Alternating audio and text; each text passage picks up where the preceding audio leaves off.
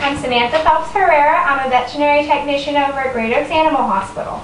Today I'm going to be talking to you about dog safety.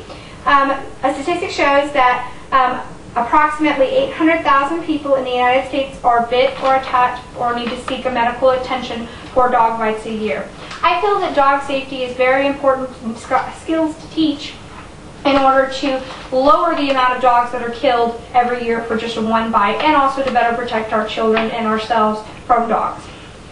So we're going to start by, we're going to learn about different dog behaviors and about what they look like. This is a playful dog. He's got an erect tail, nice relaxed ears. He's got a general nice temperament. His tail will be waggy. The bow is showing that he wants to play with you. This is a dog that I wouldn't necessarily approach unless you know it, but this is basically saying that I want to play with you, and he's not showing any kind of signs that he's not happy with you being around him. The next dog is what's known as a submissive dog. This dog is showing you his belly, which means that he is he's submitting to you, that you are bigger and stronger than he is, and that you're the dominant one. His ears are going to be relaxed. He's going to be looking at you, trying to make eye contact with you. This dog I wouldn't necessarily approach due to the fact that these dogs are known for being fear biters. And what a fear biter is a dog that bites strictly because they think you're going to harm them. So with a dog like this, what you would want to do is you would not want to bend down to try and stroke the animal unless you know the animal and you know he just wants tummy rubs. But if not, if you don't know the animal, don't bend down to touch it, because he may try to bite you because he's scared that you're going to hurt him. With a dog like this, you're just going to want to back away and just leave him be. Okay? Next is going to be our dominant dog. The dominant dog is going to have his tail very erect, very straight, and not moving. His ears are pricked forward. His body stance is very forward. He's got a tough body stance. He's not relaxed. And he's got a general frown on his face, and he's trying to make eye contact with you. This is what he's trying to do here, is he's trying to show you that he's dominant and that he wants you to respect him. He wants you to be like the submissive dog and show him respect. So with a dog like this, what you're going to do is you're going to not make eye contact with him. You're just going to walk confidently and slowly away from him. Don't give him the time of day. Don't even really act like you notice him. What he's probably going to do at that point is he's probably going to lose interest in you, because he's not going to see you as a threat because you're walking away from him and not making the eye contact, and he'll probably go on about his business. And then finally, the next dog, this dog is called an aggressive dog. He's just a lot like the dominant dog, and his tail is very stiff. His whole body is very rigid and stiff.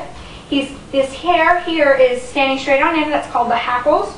And his face is very locked in on you. He is locking in on you and wanting to harm you. With a dog like this, what you're going to in fact do is you're going to not make eye contact with the dog. You're going to do much like you do with the dominant dog, except instead of just walking away casually like this, you're going to just kind of do one of these numbers. Just walk slowly backwards. You don't want to make any abrupt movements. You do not want to run from this dog, because that will incite the prey instinct in the dog. And what the prey instinct is that when they used to be a wolf pack, they hunt prey. So anything that moved very quickly, they feel the urge to run after. That's the same with the dog that you're playing with and with an aggressive dog. Okay? You have 3 different kinds of biters. You have your fear biter, which is the submissive one that we showed you earlier. You have your protective biter, which is going to be a lot like your dominant dog that we showed earlier. They're trying to protect their home or their food or their puppies.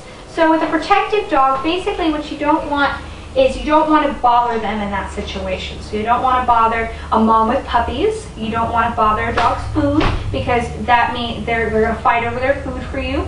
And also, you don't want to go and stick your head over a neighbor's fence who's got a dog. You don't necessarily want to do that, because you don't know what kind of dog's on the other side of the fence. It could be a 2-pound Chihuahua, or it can be a 180-pound Great Dane. It just depends on the dog, and so you don't necessarily want to approach a dog and go onto their territory. There's actually a story about a dominant dog that I've met. Her name was Tally. She actually was very possessive of her home. She did not like anybody to mess with it, and so when she came to board with us at the vet, she guarded her kennel just the same as she guarded her home. She got very aggressive, and I did in fact get bit because I made the wrong move and tried to approach her, and she bit me because I actually did the wrong maneuver and I attempted to touch her. And there's also another dog that I wanted to tell you about. His name was Panzer. He was a very abused young dog. He was a German Shepherd who was abused by his second owner, and not the current owner, but his second owner. He was beat as a puppy, and so he was very fearful of any sudden movements. And I also did get bit by Panzer. He unfortunately thought I was trying to hurt him, and he did in fact bite me. There's a good joke about, about dog bites, unfortunately, is what do you get when you cross Lassie with a Rottweiler? A dog that'll bite your leg off and run for help. So, to recap, we don't want to approach a dog that's around their puppies or around their food. We don't want to approach a dog that looks anything like these. We don't want to approach that dog. We back away slowly, and we don't give the dog a time of day. Do not act fearful, because it is true that the dogs can sense your fear. So you don't want to act fearful, but what you do want to do is act confident and just slowly back away. So in conclusion, what I want to say is that dogs can be sweet, loving, affectionate animals that are great pets and they are playmates, but they also are animals, and they're inclined to make animal-like gestures. So as long as we respect them and respect that they are still animals and that they are prone to this, we'll be able to better understand and get along with them and not have as many dog bites as we have each year. And I hope that you guys take this knowledge and pass it on so that we can lower that amount and lower the amount of dogs killed. Thank you very much. Have a nice day.